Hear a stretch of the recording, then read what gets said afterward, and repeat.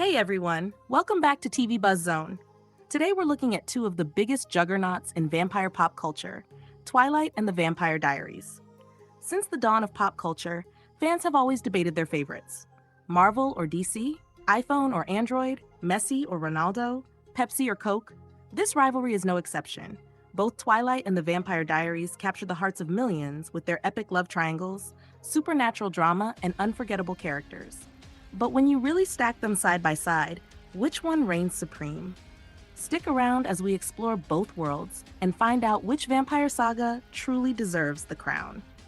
Spoiler alert, this video contains major plot points from both Twilight and the Vampire Diaries. First, let's talk about the stories. At first glance, these two seem to mirror each other. Both are adaptations of popular book series. However, despite common belief, Twilight was written years after the first Vampire Diaries novel. The confusion comes because the Vampire Diaries TV show premiered after Twilight became mainstream, leading some to mistakenly see it as a copy. Both center around a human girl drawn into a dark world of vampires and werewolves, and both begin in almost the exact same way. In Twilight, Bella Swan moves to the rainy town of Forks and meets the mysterious Edward. In TVD, Elena Gilbert is living her normal life in Mystic Falls when the brooding new guy Stefan shows up at school. He's the talk of the town, just like Edward was. And let's not forget that they're both hiding a big bitey secret. Both Edward and Stefan are over 100 years old. They've lived through history, and yet they choose to go back to high school. Not exactly the most logical choice, but hey, plot. They drink animal blood instead of human. They brood a lot, and they fall for the quiet human girl who doesn't quite fit in. Sound familiar? And that's not all.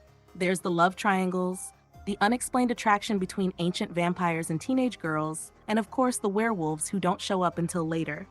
There's also the classic vampire-werewolf rivalry always simmering in the background. Even the towns themselves feel similar. Small, quiet, and surrounded by forests. So, if the beginning of TVD feels a little like Twilight, that's no accident. The similarities don't stop there, though. Just wait until you meet the characters. Stefan is clearly the Edward of TVD. He is moody, remorseful, drinks animal blood instead of human, and is stuck in a moral battle with his own nature. Elena? She's Bella, quiet and always caught between two very different guys. It seems like everyone is drawn to her and wants to protect her, just like with Bella. Then there's Damon. He is equal parts cocky and dangerous, just like Jacob. Both are intense, jealous, and constantly fighting for the girl who may never love them back. Even some side characters line up. Alaric is the wise, protective father figure, just like Carlisle. Bonnie, the loyal best friend with magical powers, fits right in alongside Alice. Tyler shares Jasper's struggle to control his darker side. Both often lose control and rely on their partners to help them stay grounded and human. Caroline mirrors Jessica. They both start off insecure, caught up in social status, and carry that classic jealous friend energy. Matt is Mike to a T, the nice guy no one's really rooting for. He is jealous of the vampire love interest and always a little too close to the main girl for comfort. And let's not forget the Guardians. Both Jenna and Charlie step into complicated parenting roles and struggle to connect with teenagers who are hiding supernatural secrets, all while being completely unaware of the magical chaos happening around them. It's like someone copied and pasted character archetypes and then just tweaked the names. But of course, that's where the similarities end. Now it's time to compare. Round 1. The vampire's lore. The vampires in Twilight are more like superheroes. Each one comes with a unique gift. Telepathy, seeing the future, mental shields, and even controlling emotions. They sparkle in sunlight, and they're pretty much indestructible unless you rip them apart and burn the pieces. Meanwhile, TVD sticks closer to traditional vampire lore. Speed, strength, compulsion, daylight rings, but most of them share the same abilities. Both worlds feature super speed and strength, but the way they handle sunlight and death is very different. Twilight vampires shine in the sun, while TVD vampires burn unless they're wearing a daylight ring. While Twilight vampires are nearly impossible to kill, in TVD, a stake to the heart or ripping the heart out is usually enough. Point to TVD for sticking to a more realistic vampire mythology. Round 2. The werewolves lore. In Twilight, the wolves are massive, almost the size of bears. They can transform whenever they want with no pain, no rituals, and no full moon required. They are fast, strong, and tough enough to fight vampires head-on. In TVD, werewolves have it much harder. They are fast and strong too, but they're much smaller than the Twilight wolves. They only transform during a full moon, and the process is agonizing. The werewolf curse is triggered only after someone takes a life. Their biggest advantage is that their bite is deadly to vampires. Point to Twilight because their wolves are clearly stronger and more in control. Round 3. The love stories. You can't talk about these two without mentioning the love triangles. Twilight is all about intense fairy tale romance. Edward and Bella are inseparable, almost obsessively so. For some fans, it's the ultimate love story. For others, it feels a bit over the top. While Bella and Jacob shared an interesting connection, it was always clear she would choose Edward. Jacob's refusal to back off often came across as pushy rather than romantic, and Bella was never truly interested in him that way. TVD takes a different approach.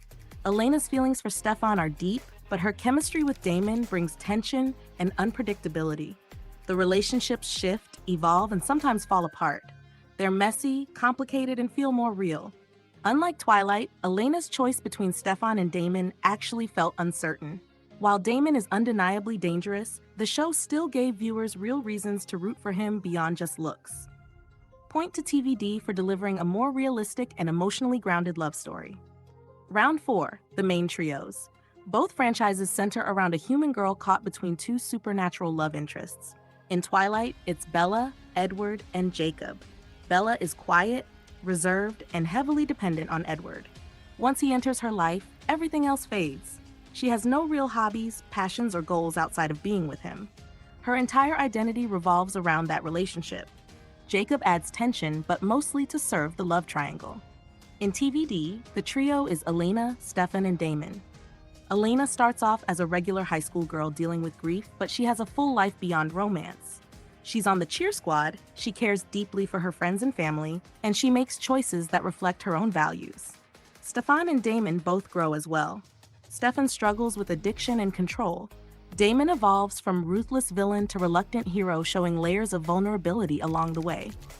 Point to TVD for giving its main characters real depth, independence, and emotional arcs. Round 5. Supporting characters. In Twilight, most of the side characters exist to support Bella's story. The Cullens are interesting, and Alice is definitely a fan favorite. But overall, they don't get much development outside of how they connect to Bella and Edward. In contrast, TVD puts real effort into its ensemble cast. Characters like Bonnie, Caroline, Tyler, Jeremy, Matt, and Alaric all have full story arcs. They deal with loss, growth, betrayal, love, and power in ways that often rival or even outshine the main trio. You don't just care about Elena, Stefan, and Damon. You care about the entire group. Point to TVD for stronger character development across the board. Round 6. The villains. Twilight's Volturi hold immense power and authority, but they feel underused. They come across more as a distant threat than active antagonists. The newborn vampire army in Eclipse is built up as a major danger, but they end up blunt and easily defeated. As for James and Victoria, they create chaos, but never feel like truly threatening villains.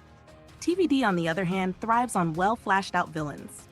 Damon and Klaus start out as threats, but evolve into layered characters with conflicting motivations.